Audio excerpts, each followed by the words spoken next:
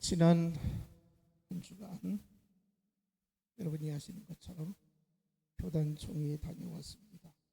혹시 유튜브를 통해서든지 또 기독교 TV를 통해서 우리 교단 총회가 어떻게 진행이 되어졌는지 아시는 분이 있을지 모르겠습니다.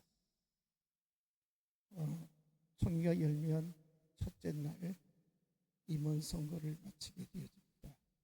그때 임원 선거를 하기 위해서 이제 1600명의 총대들이 다 준비하고 있었습니다. 그런데 심각한 문제가 생겼습니다. 자격 조건이 맞지 않다. 문제가 있는 사람이다. 이런 문제로 대혼란이 있었습니다. 흥분한 목사님, 장로님들이 집단으로 아수라장을 만들었습니다. 그래서 전날 종이 임원을 선출하지 못하고 다음날 개회를 시작했는데 복귀를 했는데 총회장이 강단에서 아무 말씀도 안 하시고 통곡하며 눈물을 흘립니다. 너무 고통스럽다는 거예요. 대한민국의 최대 교단인 우리 합동 측에서 이런 일이 일어날 수 있는 충현교회에서 총회를 했는데 충현교회 당회에서는 우리 총회 임원들하고 서약을 하도록 각서를 쓰도록 요청을 합니다. 강단을 어지럽히든지 소동이 일어나면 전기불을 끄고 다분을 잠그겠다. 그래서 총회장이 각서를 썼다고 하면서 통곡을 하는 것입니다. 한참을 탄식하며 통곡을 하고 이제 회의가 다시 이어지게 되어집니다. 저는 이 모습을 보면서 이 지경에 이르기까지 도대체 무엇을 했단 말입니까? 원만하게 합의를 했어야 되는데 끝까지 서로 고집 피우고 양보하지 않습니다. 서로 자리를 차지하려고 얼마나 목숨 걸고 싸우는 것 같았습니다. 이게 오늘날 한국교회의 현실입니다. 복음을 위해서 목숨을 끊는 게 아니라 엉뚱한 것에 생명을 거는 듯한 모습입니다. 이번에도 제가 총회 현장에서 이번 선거 과정에서 2번 나갔습니다. 사실 1600명 중에서 발언권을 얻어서 나가서 발언한다는 건 쉽지 않습니다. 제가 2번 나가서 발언을 했습니다. 그래가지고 제가 발언한 것이 옳다고 인정받아서 총대들이 다 제청돼서 제가 의견 제시한 것을 받아들여 줬습니다. 그래서 총회 임원 중에 서기가 선출되어지고 또 상비부장이 선출되어지고 제가 자랑이 아니고 법과 원칙이 있어야 됩니다. 불의가 이겨서는 안 됩니다. 정의가 살아있어야 하는 것입니다. 분명 어느 쪽이 하나님 앞에서 그리고 절차적으로 상식적으로 옳고 그름이 판단되어집니다. 그러나 사람들이 그렇습니다. 내 편이 아니면 상대방이 아무리 옳다고 해도 인정을 하려고 하지 않습니다. 진영 논리에 빠져 있는 것입니다. 이 땅이, 우리가 살고 있는 이 한반도가 남과 북으로 나누어져 있습니다. 남쪽은 동과 서로 나누어졌습니다. 그리고 지역적인 분쟁이 많이 있습니다. 무조건 상대방이 하는 것은 잘못되었고 틀렸다고 말합니다. 여러분, 우리 예수 믿는 사람들이 어떤 진영 논리에 따라서 이성을 잃어버리고 상식을 저버리고 판단이 흐려지는 경우가 있습니다. 그렇지만 사람에게는 양심이 있습니다. 잘못된 것은 잘못되어진 것이고 옳은 것은 옳은 것이라고 스스로 판단이 서게 되어지는 것입니다. 여러분, 왜 자기 양심을 저버리고 판단을 저버리고 그렇게 행동을 하고 말을 하는가? 바로 욕심 때문에 그렇습니다. 자기 자신에 대한 어떤 욕망이 가득 차서 그것을 싸워서라도 쟁취해야 된다는 것입니다. 물론 생각을 달리하면 욕망이 아니라 마땅히 가져야 할 몫이라고 생각을 하기도 합니다. 어쨌든 본인들의 주장이 옳다는 신념에서 하는 것이면 틀림이 없습니다. 여러분, 거룩을 생명처럼 여겨야 하는 사람들이 우리 예수 믿는 사람들입니다. 종이 현장에 그 안에 들어와 있는 사람들은 전국 160개 노예 이상에서 대표로 뽑혀온 목사 장로입니다. 과연 신앙 양심이 있는지, 하나님 앞에서 성도들 앞에서 과연 떳떳하게 내가 부끄럼 없이 판단을 했고 말을 했고 행동을 했다고 말할 수 있겠는가?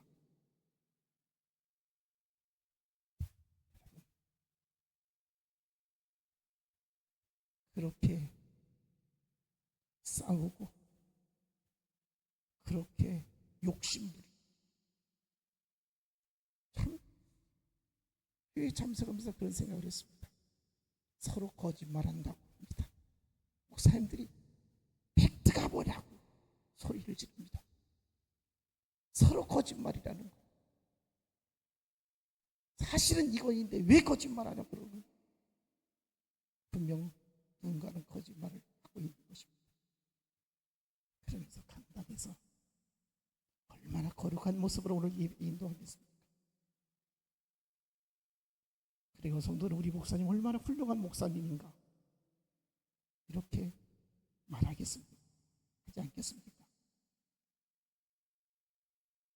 성도는 오늘도 풍랑 가운데 항의하는 자들이 마음에 갈망하는 소원의 향구인 교회로 찾아왔습니다. 인생의 거친 항해에서 피난처와 안식처가 되시는 예수 그리스도의 품에 안기기 위해서 오늘 구준 날씨에 주의 성전으로 찾아오셨습니다. 세상의 풍랑에 시달리는 인생들이 마음의 안식을 얻기 위해서 예배의 자리로 나오게 된 것입니다. 영적으로 풍요로움을 얻기 위해서 주의 성전에 모여든 줄 압니다.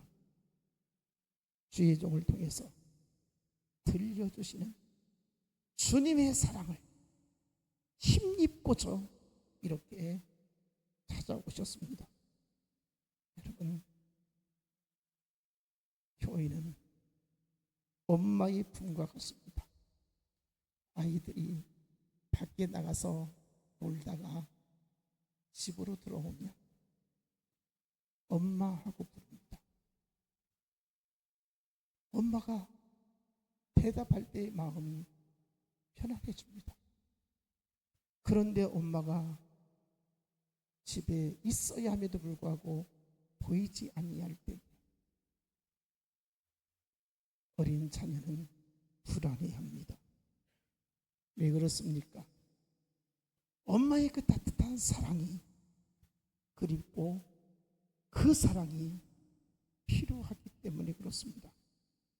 의지가 되어지고 힘이 되어지는 것이 어린아이에게 있어서는 엄마의 따뜻한 사랑일 것입니다. 엄마의 품은 그렇습니다.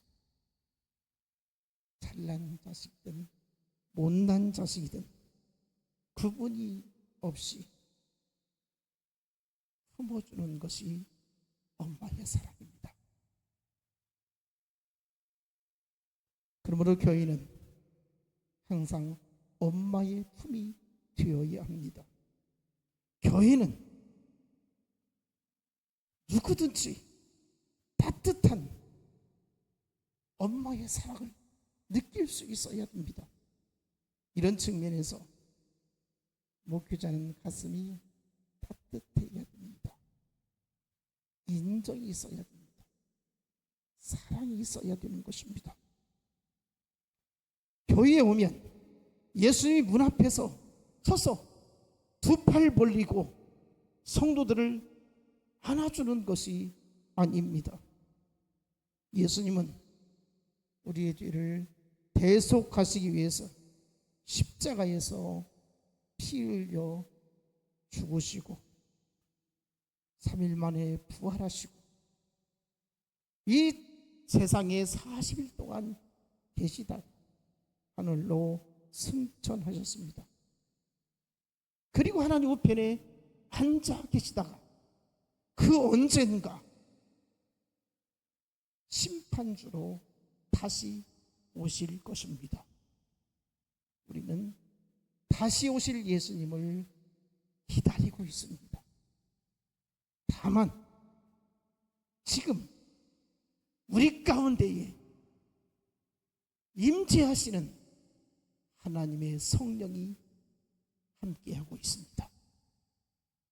예수님이 인간의 몸을 입고 두 팔 벌리고 교회에 들어오는 사람을 한 사람 한 사람 맞이하고 있는 게 아니라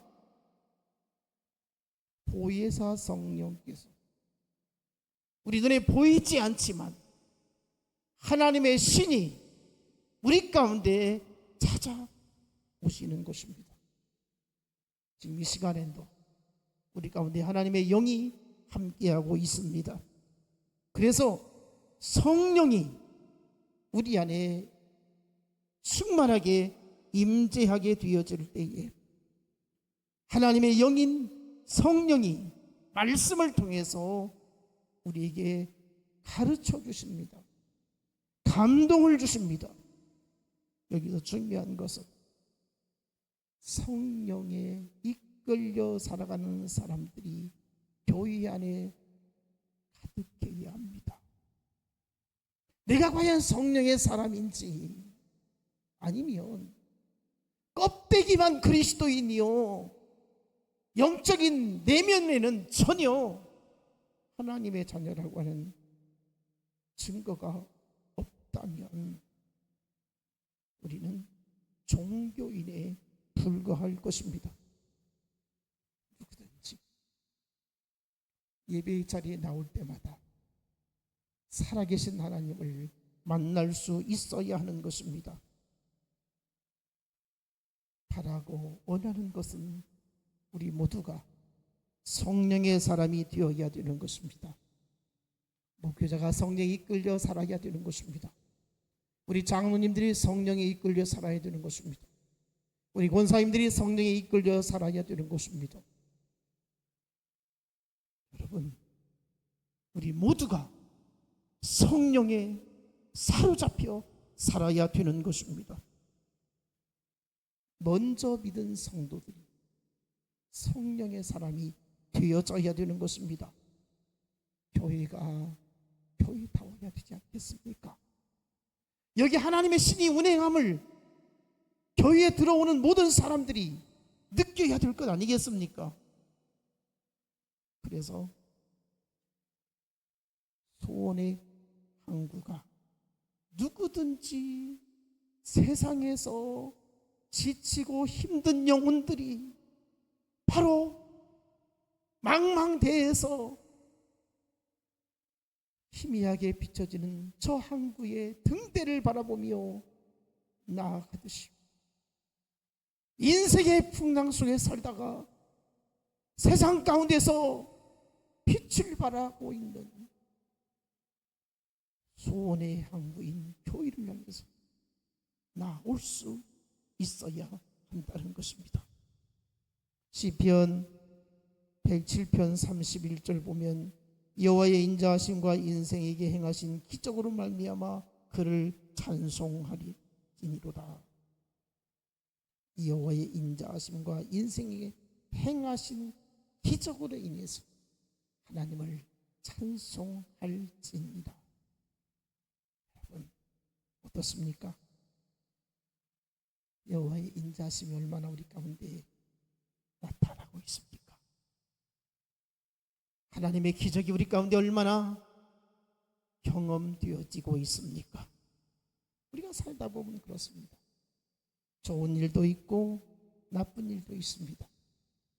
기쁜 일도 있고 괴로운 일도 있습니다.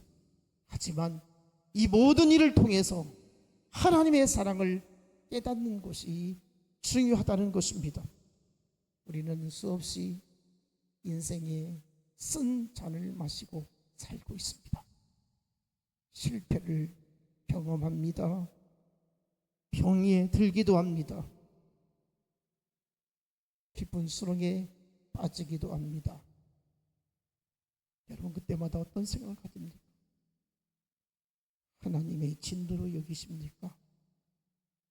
하나님이 나를 유면했다고 생각을 하십니까?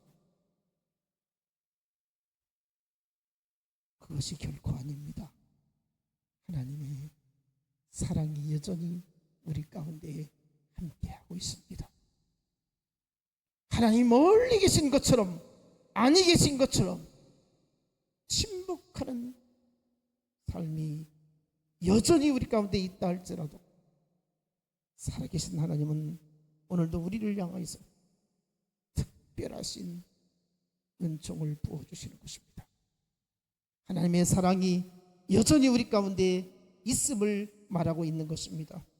내 능력으로 안 되는 일이 많습니다. 그런데 어떻습니까? 세월이 지나니까 되어졌습니다. 해결되었습니다. 하나님이 일하시는데 신기하게 나타내 주셨습니다. 여러분 우리가 다 알지 못하지만 우리가 다 깨닫지 못하지만 하나님은 우리 가운데서 일하고 계십니다.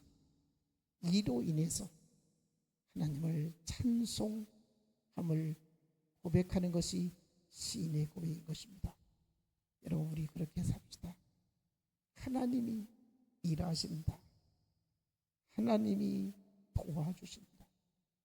하나님이 때로는 기적을 일으키신다는 이 역사를 우리의 삶의 현장에서 느끼고 체험하기를 원합니다.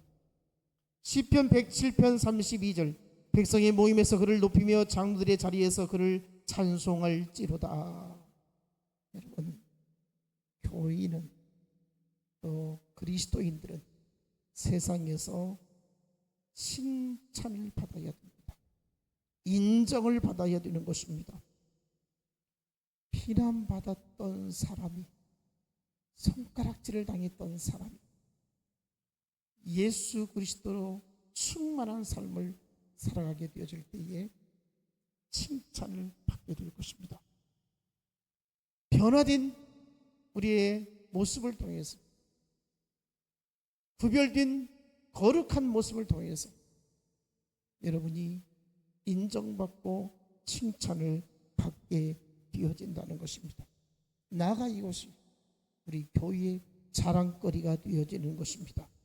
우리는 예수 믿는 사람들로서 각자마다 자기의 자리가 있습니다. 자기의 자리를 넘어가서는 안 되는 것입니다. 내 위치, 내 역할, 내 사명을 쫓아서 살아야 되는 것입니다. 오늘 본문 14절에 뭐라고 했습니까? 네 하나님 여호와께서 내게 주어 차지하게 하시는 땅, 곧 내 소유가 된 기업의 땅에서 조상이 정한 내 이웃의 경계표를 옮기지 말지니라. 경계표란 무엇입니까? 땅의 소유의 경계를 표시하는 울타리나 안내판입니다. 쉽게 말하면 여기까지 내 땅이다, 누구의 땅이다 표시를 해놓는 것입니다. 지금도 시골에서 조상 대대로 이어받아서 사는 사람들이 자기 집인 줄 알고 자기 땅인 줄 알고 그렇게 집을 짓고 살았습니다. 그런데 어느 날 이웃집에서 집을 지으면서 측량하게 되어질 때에 침범했다고, 경계를 넘어섰다고 땅을 다시 되찾기 위한 이러한 소송도 하기도 하고 또 합의를 해서 내주기도 하고 그런 경우도 있습니다. 농사를 짓는 사람도 마찬가지고요. 왜 그렇습니까? 측량 기술이 예전에는 정확하지 않아서 그렇게 그냥 조상 때부터 살아온 그 땅 거기에서 살다 보면 이런 일이 일어나게 되죠. 자, 오늘 본문 14절에 나오는 경우는 실수로 모르고 남의 땅을 침범한 것이 아니라 고의적으로 이 경계표를 옮기는 것입니다. 남의 땅을 내 땅이라고 경계표를 옮겨 심는 것입니다. 당시의 풍습은 조상 때로부터 내려오던 대로 말뚝이나 울타리를 세워져 있으면 이것이 내 땅이다 이렇게 여겼던 것입니다. 이스라엘 백성들에게 하나님께서는 각 지파별로 땅을 주었고 그 지파는 또 각 이 사람들마다 땅을 나누게 되어졌던 것입니다. 그런데 이 경계표를 옮겨서 자기 땅이라고 고집을 피우는 것입니다. 남의 땅을 도둑질하는 것입니다. 이것은 범죄라는 것입니다. 하나님께서 말씀하십니다. 충분하게 각기 먹고 살 수 있도록 땅을 주었는데 왜 욕심 부리고 경계표를 옮기느냐? 옮기지 말라는 것입니다. 옮기는 것은 하나님이 죄라고 말씀을 하고 있는 것입니다. 여러분, 하나님은 가나안 땅에 정착할 때 모든 이스라엘 백성들에게 땅을 공평하게 나누어 주었습니다. 거기에서 경작해서 살아가도록 하나님의 뜻을 쫓아서 그렇게 정해 주었던 것입니다. 그런데 세월이 지나면서 욕심이 생겼습니다. 땅의 경계석을 옮기고 싶은 사람들이 생겼던 것입니다. 조금만 더 넓혀야지, 조금만 더 넓혀야지. 저도 기억하기는 예전에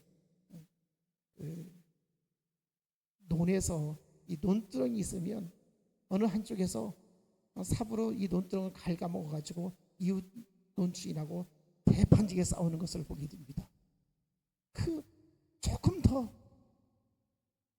10cm, 20cm 더 차지하면 얼마나 많은 수확이 생기고 부자가 된다고 이런 싸움을 하는 것을 보게 됩니다. 그러나 성경은 우리에게 말씀하고 있습니다. 네 몫을 네가 먹으라는 겁니다. 욕심 부리지 말라는 것이죠. 이게 잘못되었다는 것입니다.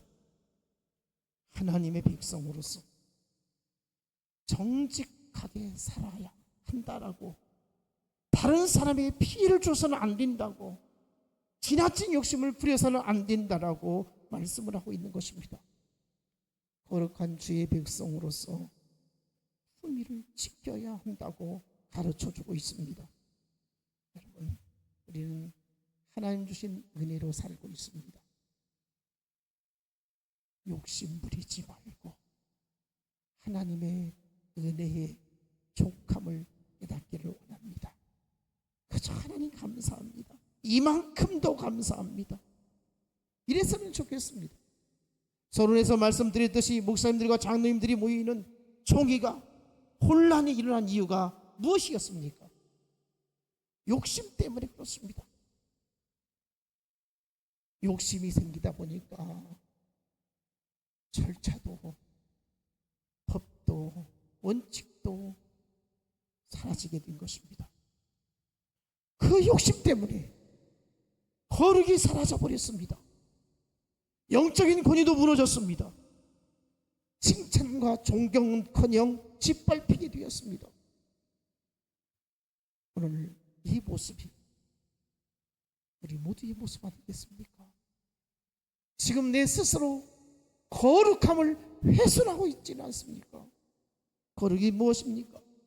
교회에서 기도 많이 하고 성경 많이 알고 헌금생활 잘하고 헌신 봉사하고 열심히 예배 생활하고 교회 행사에 빠지지 아니하고 열심히 신앙생활하는 것, 이것이 거룩의 전부라고 말할 수 있겠습니까? 아니죠. 오늘날 교회 안에서 보면 참 거룩하게 보이는 분들이 많습니다.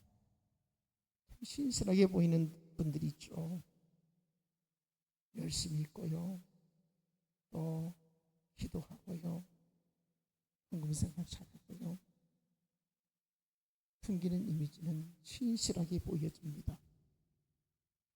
예배 드릴 때 그 모습 어떻습니까? 우리 모두 거룩한 주의 백성처럼 보여집니다. 그런데 이 모습이 세상 가운데 살면서 어떻게 보여지느냐는 것입니다. 그 거룩한 모습이 찾아보기 어렵다는 거예요. 여러분 한번 생각해 보세요. 오늘날 교회가 왜 이게 있습니까? 젊은 사람들이 왜 교회를 다 떠나고 있습니까? 너무 가식적이라는 겁니다. 너무 이중성이 많다는 겁니다. 오늘날 교회가 문을 닫게 생겼습니다. 왜 그렇습니까? 너무나도 의식적인 바리새파 사람들이 많습니다. 거룩하게 예배드리고 은혜롭게 찬양하고 간절히 기도했던 장로님들, 권사님들, 집사님들 어떻게 살고 있습니까? 일터에서 어떻게 살고 있습니까? 과연 인정받고 있습니까? 목사님들도 마찬가지고, 오늘날 그리스도인이라고 하는 사람들이 하나같이 딴 사람인 거예요. 얼마나 자기 욕심에 사로잡혀 살고 있는지 모릅니다. 성질을 걸핏하면 부리고, 욕도 잘하고 거짓말도 잘하고 교회만을 생각하는 것처럼 말하지만 사실은 딴 생각 가지고 있습니다. 사람을 함부로 대하고 거칠고 무서운 사람들이 오늘날 교회 안에 많습니다. 저는 늘 말씀을 준비하면서 내가 그런 사람이 아닌가 자책하며 말씀을 준비하고 있습니다. 우리 솔직해졌으면 좋겠습니다. 정직한 영이 우리 가운데 임했으면 좋겠습니다. 스스로 내 자신을 잘 알고 있습니다. 그리스도인으로 구별된 삶을 살고 있는지, 주님의 사랑이 내 안에 얼마나 지금 채워져 있는지, 그리고 그것을 나누고 있는지, 피도 눈물도 없는 사람들, 냉정한 사람들, 여러분, 이런 사람이 우리 교회 안에 있으면 교회에 덕이 되지 않습니다. 진실교회 목사가 못됐다더라, 장로가 못됐다더라, 권사가 못됐다더라, 시도한 사람이다, 악한 사람이다, 이래서야 되겠습니까? 여러분, 저도 어떻게 평가받는지 다 알 수 없지만 두렵습니다. 여러분, 원하고 부탁합니다. 세상의 사람들이 추구하는 세속적인 가치관에 빠져 살지 않기를 바랍니다. 나보다도 다른 사람을 더 낮게 여기고 높여줄 수 있어야 합니다. 이래야 교회가 전도할 수 있고 부흥할 수 있는 것 아니겠습니까? 우리가 진정으로 거룩하게 산다는 것이 교회에서 예배 드리는 것만이 거룩한 삶이 아닌 것입니다.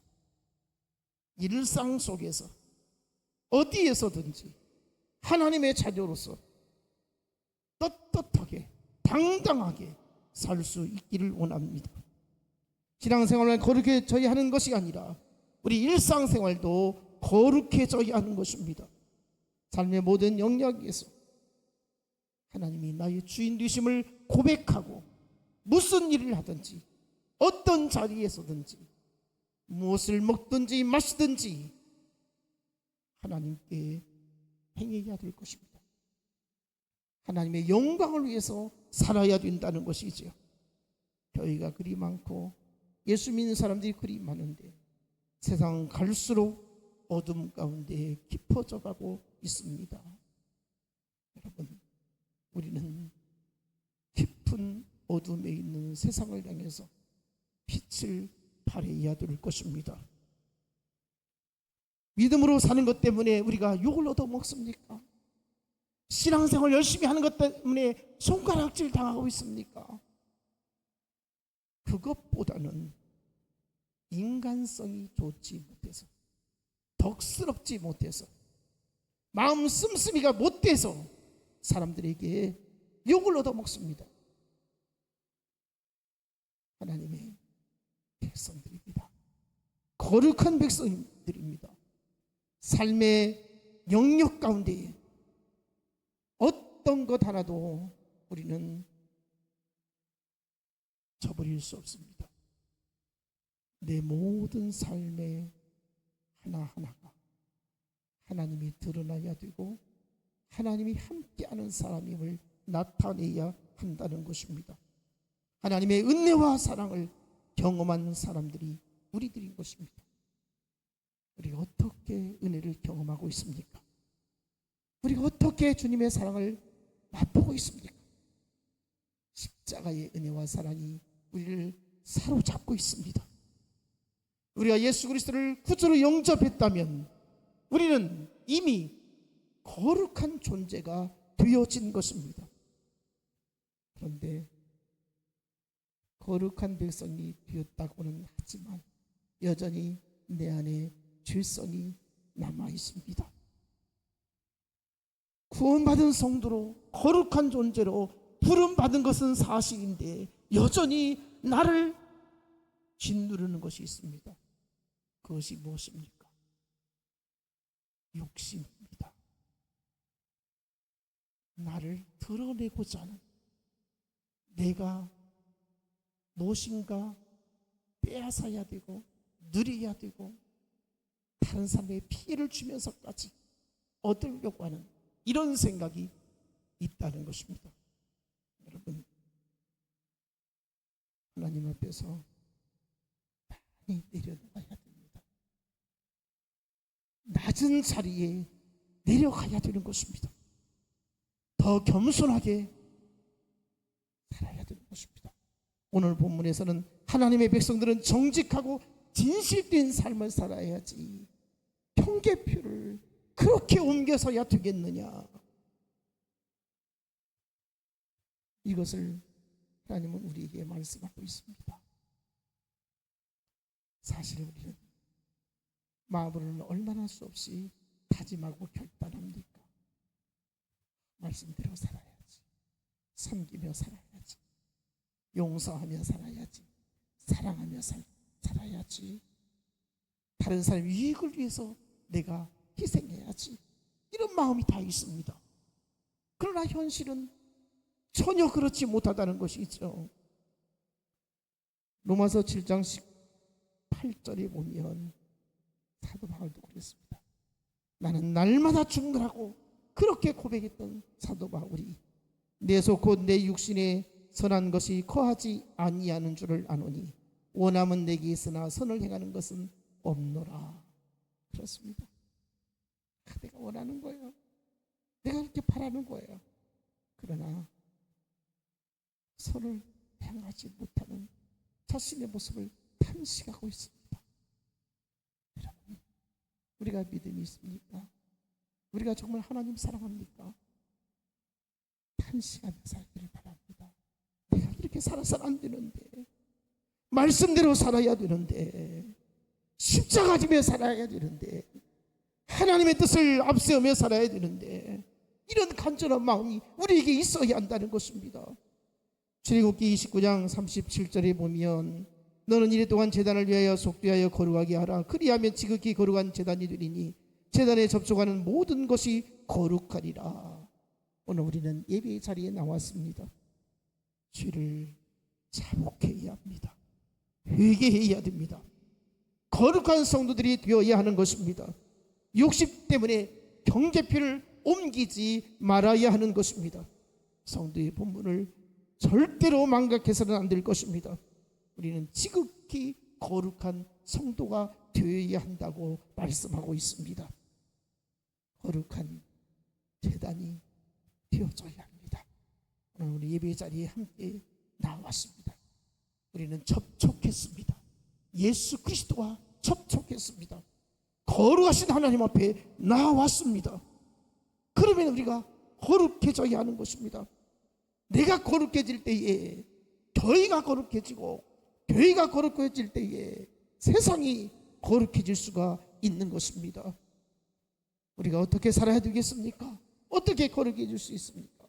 디모데전서 4장 5절에 말씀과 기도로 거룩하여짐이라.